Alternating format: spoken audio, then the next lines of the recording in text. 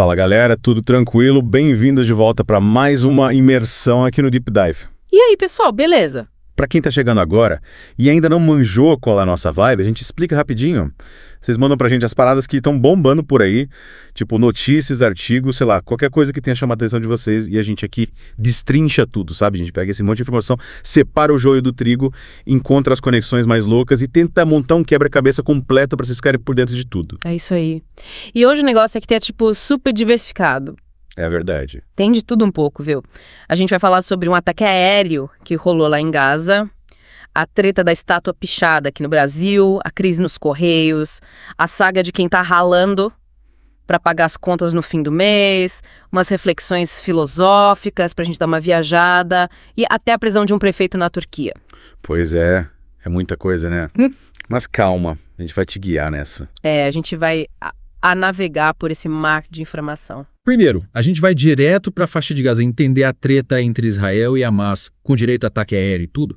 Daí a gente dá um pulo aqui para o Brasil para comentar a condenação daquela mulher que vandalizou a estátua do STF e, claro, a viagem do Lula também entra na roda. Isso. E para finalizar com chave de ouro, a gente vai até a Turquia para desvendar a história da prisão do prefeito da oposição. No meio disso tudo, a gente ainda vai sentir na pele como tá difícil a vida de muito brasileiro que está lutando para sobreviver e vamos dar uma olhada na crise que está rolando nos Correios. E para dar uma aliviada, depois de tanta notícia pesada, a gente termina com umas ideias filosóficas para a gente pensar um pouco fora da caixa. Então, se preparem que a imersão de hoje vai ser profunda. Para começar, vamos direto para o cenário internacional, mais especificamente para a faixa de Gaza, que, como a gente sabe, vive em constante conflito. A CNN do Brasil reportou que rolou um ataque aéreo de Israel no sul de Gaza no último domingo, dia 23 de março de 2025, e nesse ataque, um líder político do Hamas, o Salah al-Bardawil, acabou morrendo. E para piorar a situação, a esposa dele também foi vítima do ataque. E esse ataque marca o fim de 2 meses de uma relativa calmaria na região. Desde terça-feira passada, 18 de março, Israel intensificou as operações aéreas e terrestres em Gaza, o que mostra que a situação por lá ainda está bem tensa e qualquer tentativa de cessar fogo é super frágil, sabe? Total. E a gente sabe que as autoridades palestinas estimam que mais de 50 mil pessoas já morreram nesse conflito que já dura quase 1 ano e meio. É um número absurdo, né? A situação é muito triste. E para piorar, pelo menos 30 palestinos foram mortos em ataques em Rafah e Khan Yunis, incluindo 3 funcionários da prefeitura. O Hamas confirmou que o al-Bardawil era um membro importante do birô político do grupo e que ele tinha participado de negociações de trégua em 2009 e até chefiado a área de mídia do Hamas em 2005. A declaração do Hamas é bem forte. Eles dizem que o sangue de al-Bardawil e de outros mártires vai continuar alimentando a luta. E do outro lado, o Netanyahu, primeiro-ministro de Israel, ele reforçou que o objetivo final de Israel nessa guerra é acabar com o Hamas, tanto como força militar quanto com o governo. Ele quer que o Hamas deixe de existir em Gaza. E essa nova ofensiva, além de mirar em líderes do Hamas, também tem como objetivo pressionar o grupo a libertar os reféns que ainda estão em poder deles desde aquele ataque de outubro de 2023. Se a gente lembrar, naquele ataque, 1.200 israelenses morreram e mais de 250 foram sequestrados. Pelo menos é o que diz o governo israelense. E falando em cessar-fogo, o Hamas acusa Israel de ter violado o acordo que tinha sido fechado em janeiro. Eles alegam que Israel se recusou a negociar o fim da guerra e a retirada das tropas de Gaza. Mas, ao mesmo tempo, o Hamas afirma que ainda está disposto a negociar e que está analisando as propostas do enviado dos Estados Unidos, Steve Witkoff. Ou seja, cada lado tem sua versão da história, o que torna tudo ainda mais complexo. E o mais triste de tudo isso é que no meio dessa disputa política e ideológica, quem mais sofre é a população civil. O Ministério da Saúde palestino divulgou que, até o último domingo, mais de 50 mil palestinos tinham morrido e mais de 113 mil ficaram feridos desde o começo da guerra. E a situação humanitária na região está cada vez pior. O exército israelense mandou evacuar o bairro de Tel al-Sultan em Rafah, alegando que o objetivo é destruir o que eles chamam de infraestrutura terrorista e eliminar os combatentes do Hamas para aumentar a zona de segurança no sul de Gaza. Muita gente teve que sair de casa e buscar abrigo em Khan Yunis. Teve um morador de Rafah, Abu Khaled, que disse que essa já é a 10ª vez que ele tem que fugir de casa por causa dos conflitos. Ele se pergunta quando que a paz vai chegar em Gaza. É de partir o coração. Puxa vida. E para completar o cenário caótico, o Serviço de Emergência Civil Palestino informou que 50 mil moradores ficaram presos em Rafah depois do ataque israelense. E com essa situação toda, as autoridades palestinas e internacionais estão preocupadas com o risco de uma nova crise de fome em Gaza. O Felipe Lazzarin, que trabalha na UNRWE, a agência da ONU que cuida dos refugiados palestinos, fez um apelo nas redes sociais alertando para a gravidade da situação e acusando Israel de usar a fome como uma forma de punição coletiva, impedindo a entrada de ajuda humanitária em Gaza. Ele até mencionou um bloqueio que aconteceu no dia 2 de março, quando Israel impediu a entrada de suprimentos em Gaza. Mas um assessor do Netanyahu rebateu essa acusação, dizendo que o Hamas é que estava se aproveitando da ajuda humanitária. O Hamas, por sua vez, negou tudo. Então a gente vê que a questão da ajuda humanitária é sempre um ponto muito polêmico em conflitos como esse. Com certeza. E essa situação em Gaza nos faz pensar sobre o impacto devastador que a guerra tem na vida das pessoas e sobre a importância da busca por soluções pacíficas para conflitos complexos como esse. É verdade. Bom, saindo um pouco do cenário internacional, vamos dar uma olhada no que está acontecendo aqui no Brasil. E um caso que está dando o que falar é o da Débora Rodrigues, que foi condenada pelo STF a 14 anos de prisão por ter pichado a estátua à Justiça, que fica em frente ao prédio do Supremo lá em Brasília, durante aqueles ataques de 8 de janeiro de 2023. Débora pichou a estátua com a frase "perdeu, mané", que, pra quem não lembra, era uma provocação ao ministro Barroso por causa de uma declaração que ele tinha dado em Nova York. E essa estátua, a Justiça, é avaliada em 2 a 3 milhões de reais, ou seja, não foi um vandalismo qualquer. E quem resolveu se manifestar sobre essa condenação foi o deputado Eduardo Bolsonaro, que, como a gente sabe, é figura polêmica. Ele disse que essa sentença é um absurdo, um exagero para uma mãe de 2 filhos que só escreveu uma frase numa estátua. E ele não parou por aí. O Eduardo Bolsonaro anunciou que vai levar esse caso para ser discutido nos Estados Unidos.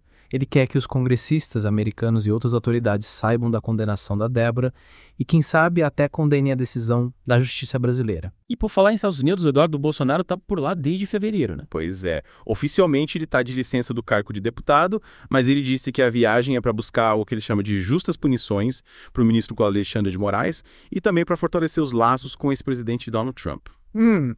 E mudando de assunto, mas ainda falando de política, a Jovem Pan noticiou que o presidente Lula vai fazer uma viagem para o Japão. E antes de chegar lá no Japão, ele vai fazer uma escala em Houston, no Texas, neste domingo, dia 23 de março. A agenda oficial diz que o Lula deve chegar em Houston às 6 da manhã, horário de Brasília, e o voo dele para Tóquio está marcado para sair às 8h40, também horário de Brasília. A previsão é que ele chegue no Japão no domingo à noite. Mesmo sendo só uma escala técnica, essa paradinha do Lula nos Estados Unidos já tá dando o que falar, né? Com certeza. A galera já tá especulando se ele vai aproveitar para se encontrar com alguém por lá. Mas por enquanto não tem nada confirmado na agenda oficial. Vamos guardar. Bom, agora a gente vai sair um pouco da política e entrar num tema que, infelizmente, é a realidade de muitos brasileiros. A dificuldade de sobreviver com um custo de vida cada vez mais alto. A gente separou 2 posts do blog do Paiva que falam sobre isso. O primeiro post é um relato bem pessoal e comovente sobre como tá difícil para quem vive em situação de pobreza no Brasil. O autor descreve a luta diária para conseguir pagar as contas e como até coisas básicas como tomar um açaí ou comer uma pizza se tornaram um luxo. Ele fala que a sensação é de que está trabalhando só para pagar as contas sem conseguir aproveitar a vida. Exatamente. Ele dá o exemplo da torta de 15 zigalas que ele comprou e que acabou desequilibrando as finanças dele. Ele também fala que queria tomar um café na padaria todo dia, mas que não tem condições. E até coisas simples, como comprar uma água na praia, se tornaram um luxo para ele. Nossa, que situação. Ele também faz uma reflexão sobre a ilusão de ter um emprego formal com carteira assinada. Ele compara o trabalho com carteira assinada como uma espécie de escravidão moderna, onde você troca a liberdade do trabalho informal por um salário fixo que muitas vezes é baixo e cheio de descontos. E ele conta que mesmo tendo um gasto mensal relativamente baixo, tipo uns R$600 para cobrir as necessidades básicas sem contar o aluguel, ele não consegue ter nenhuma regalia e nem fazer a manutenção das coisas que ele tem em casa. Ele até fala que provavelmente no mês que vem ele não vai poder nem tomar aquele café na padaria que ele tanto gosta. E o que mais choca é a indignação dele ao se perguntar se querer tomar um café na padaria, comer um pão de queijo ou comprar um açaí é um luxo. A frase "ser pobre no Brasil é insuportável" resume bem o sentimento de quem vive essa realidade. E essa situação de aperto leva muita gente a se endividar, né? Academia, internet, cartão de crédito, tudo vira uma bola de neve. E o sonho de ter um carro próprio parece cada vez mais distante. Ele comenta que a carteira de motorista custa entre 3 mil e 4 mil e que para ele é a prioridade pagar as dívidas. E ele termina o relato dizendo que não sabe o que o futuro lhe reserva. É um retrato muito triste da realidade de muitos brasileiros que lutam para sobreviver. E essa dificuldade não se limita às pessoas, né? O segundo post do blog do Paiva fala da crise financeira que os Correios estão enfrentando. Em 2022, no final do governo anterior, os Correios tinham fechado o ano com um lucro de 186 milhões. Agora, em 2024, a empresa registrou um prejuízo de 3,2 bilhões. É uma mudança drástica em tão pouco tempo. E o texto aponta que essa mudança se deve à má gestão da empresa e a decisões políticas equivocadas. A gestão anterior, comandada pelo general Floriano Peixoto, tinha como foco a eficiência, a redução de custos e a modernização dos Correios. E essa estratégia deu certo, tanto que a empresa teve lucro entre 2019 e 2021 e fechou 2022 com aquele superávit. A ideia era preparar os Correios para uma possível privatização. Mas, com a mudança de governo, a coisa mudou completamente. Sob a direção do Fabiano Silva dos Santos, que foi indicado por grupos políticos ligados ao PT, os Correios entraram nessa crise financeira. O déficit de 597 milhões em 2023 já era um sinal de alerta, mas o rombo de 3,2 bilhões em 2024 é histórico. E a atual gestão tenta justificar a crise culpando a tentativa de privatização do governo anterior e a taxa das blusinhas, que é a taxação de compras internacionais de até $50. Mas essa justificativa não convence muito, né? A taxa das blusinhas só começou a valer no final de 2024 e não explica o prejuízo que a empresa já vinha acumulando antes disso. Exato. E o texto argumenta que os Correios já enfrentavam uma queda natural no volume de correspondências tradicionais, algo que a gestão anterior estava tentando compensar diversificando os serviços. A crítica é que a atual gestão não deu continuidade a essa modernização e manteve uma estrutura inchada e obsoleta, gastando dinheiro com processos judiciais desnecessários e contratando mais gente do que precisava. E a nomeação do Fabiano Silva, que é advogado e tem ligações com o Grupo Prerrogativas e com figuras importantes do PT, é vista por muitos como um caso de aparelhamento político, onde os cargos de gestão são ocupados por pessoas com indicações políticas e não por profissionais qualificados por função. Um documento interno dos Correios que vazou revelou que a empresa já tinha adotado um teto de gastos em outubro de 2024 para tentar evitar a falência, o que mostra a gravidade da situação. E a decisão do governo Lula de tirar os Correios do Programa Nacional de Desestatização logo no começo do mandato, em 2023, é vista como um sinal de que o governo abandonou a ideia de modernizar a empresa por uma questão ideológica, por ser contra a privatização e a participação da iniciativa privada. Essa falta de investimento e a paralisação de parcerias que estavam sendo feitas com a Amazon e o Mercado Livre fez com que os Correios perdessem competitividade para empresas como a Amazon e o Mercado Livre. E quem está sentindo na pele os efeitos dessa crise é a população, que está enfrentando atrasos nas entregas, aumento no preço dos serviços e até a ameaça de que os Correios parem de atender algumas áreas mais remotas do país. As novas fontes de receita que o governo prometeu ainda não apareceram e o risco de os Correios precisarem ser salvos com dinheiro público é cada vez maior. O autor do blog é bem crítico e diz que o governo pegou uma empresa que estava saudável e a transformou num fracasso, colocando em risco a sua existência como um serviço essencial para o país. A situação dos Correios é realmente preocupante. Bom, para a gente dar uma respirada depois de tantas notícias pesadas, vamos para o terceiro post do blog do Paiva, que traz algumas reflexões filosóficas para a gente pensar um pouco sobre a vida.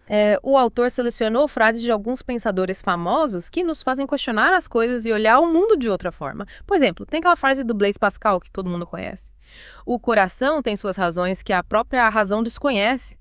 Ela nos lembra que muitas vezes as nossas emoções e intuições influenciam as nossas decisões de um jeito que a lógica não consegue explicar. É verdade. E tem outra frase do Pascal que é bem impactante. O silêncio eterno dos espaços infinitos me apavora. Essa frase expressa o medo que a gente sente diante da imensidão do universo e da nossa insignificância perante ele. Essa frase nos faz pensar, né? Total. E o Nietzsche também está nessa seleção de frases com a sua famosa frase: aquilo que se faz por amor está sempre além do bem e do mal. O que ele quer dizer é que o amor verdadeiro pode ir além das regras da moral e da ética. Faz sentido. E o François de La Rochefoucauld contribui com duas frases bem interessantes. A primeira é: o verdadeiro amor é como os fantasmas. Todos falam nele, mas ninguém ainda ouviu. Ele questiona se o amor ideal que a gente tanto busca realmente existe. E a segunda frase do La Rochefoucauld é: a hipocrisia é uma homenagem que o vício presta à virtude. Essa frase nos faz pensar em como as pessoas tentam esconder os seus defeitos e suas más ações se fingindo de boas e virtuosas. Essa é clássica. E por último, o Luiz Felipe Pondé cita uma frase do Émile Cioran que me chamou muito a atenção. O que eu sei aos 60, eu já sabia aos 20. Foram 40 longos anos de um trabalho inútil de verificação. Nossa. O Pondé usa essa frase para criticar a ideia de que a gente fica mais sábio com o tempo e a experiência. Na verdade, a vida seria um ciclo infinito de dúvidas e incertezas que a gente já tinha desde o começo. A gente passa a vida tentando encontrar respostas, mas no final a gente só confirma as dúvidas que a gente já tinha. Caramba! E essa frase nos leva a questionar se a gente realmente aprende com a vida ou se a gente só se ilude achando que está evoluindo. E essa perspectiva nos convida a aceitar que a vida é um mistério e que a gente nunca vai ter todas as respostas. Acho que a gente tem que aprender a lidar com as incertezas e seguir em frente.